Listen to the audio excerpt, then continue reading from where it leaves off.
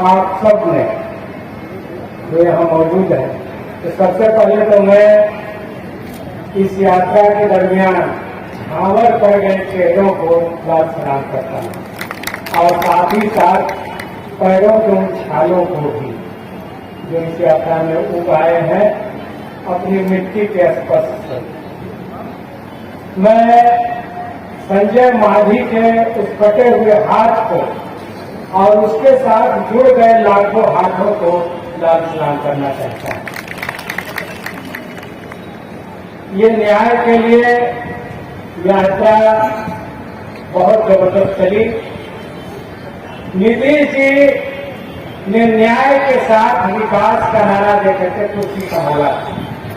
वो जानते थे कि भाजपा के साथ हम जा रहे हैं।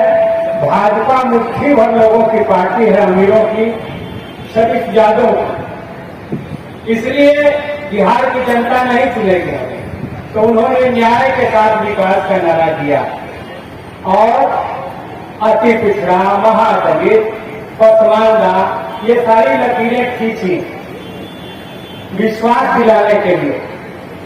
जब इंडिया गठबंधन के साथ वो आए थे तो उन्होंने एक जाति जनगणना करवाई और उसमें सामाजिक आर्थिक सर्वेक्षण हुआ।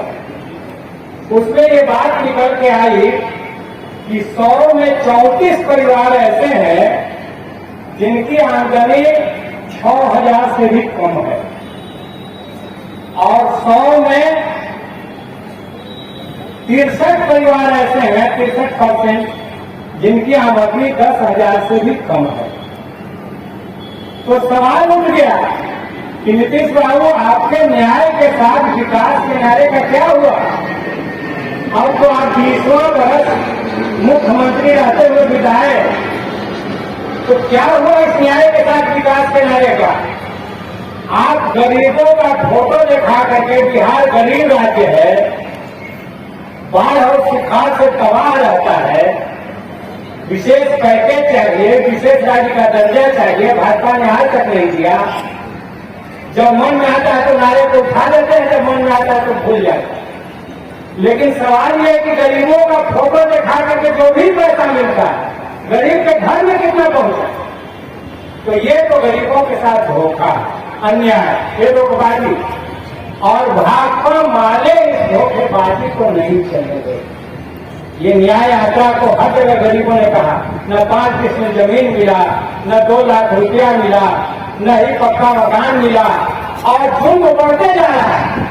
कहीं मजदूरों के हाथ काटे जा रहे हैं, मजदूरी मांगने के लिए कहीं हत्या कर दी जा रही है, महिलाओं के साथ बदमाशियां जारी हैं। अभी गिरिराज सिंह एक हिंदू स्वाभिमान यात्रा पर निकले। ये वही गिरिराज सिंह हैं जिन्होंने 11 साल के 2 बच्चों के पानी पीने को लेकर हुए झगड़े को बेगूसराय में होली के समय सांप्रदायिक रंग देते हुए कहा था कि अब क्या बेगूसराय और बिहार में भी हिंदू नहीं रहेंगे। ये वही गिरिराज सिंह है।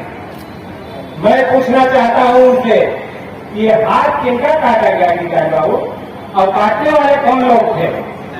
ये नवादा में गरीबों की झोपड़ियों में आग लगाने वाले लोग कौन थे, और जिनकी झोपड़ियां जलाई गई वो कौन थे? आप बकवास बंद करिए। आपकी राजनीति से बिहार परिचित है।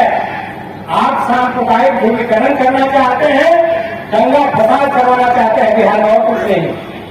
आप जो ये सोच रहे हैं भाजपा के लोग कि नीतीश जी अब बूढ़े हो रहे हैं, थोड़ा दिन में आंख से कम दिखाई देगा, कान से कम सुनाई देगा, तो जैसे नवीन पटनायक को हथिया करके कुर्सी कब्जा कर लिया, वैसे ही बिहार में भी हम मुख्य कुर्सी पर बैठ जाएंगे।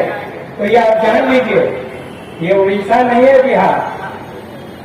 यहाँ लाल झंडों की भाकपा माले की मजबूत ताकत है, यहाँ समाजवादियों की मजबूत ताकत है।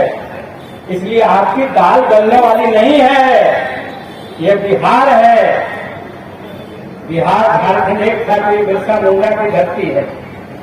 यहाँ पर अभी हमने 7 शहीद विद्यार्थियों के स्मारक पर माल्यार्पण किया।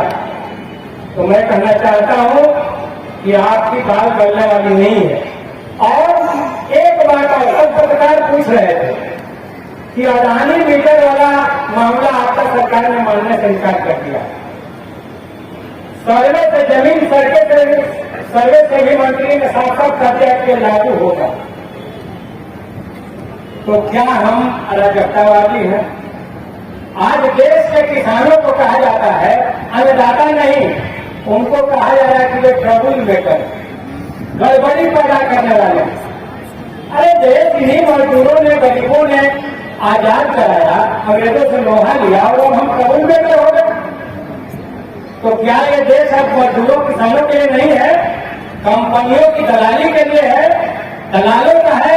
हम कहना चाहते हैं कि ये देश हमारा है, हम मिट्टी से जुड़े हुए लोग हैं, अपना हक अधिकार नहीं छोड़ेंगे और इसको लड़ाई चलेगी। भूमि सुधार लागू करना होगा आपको।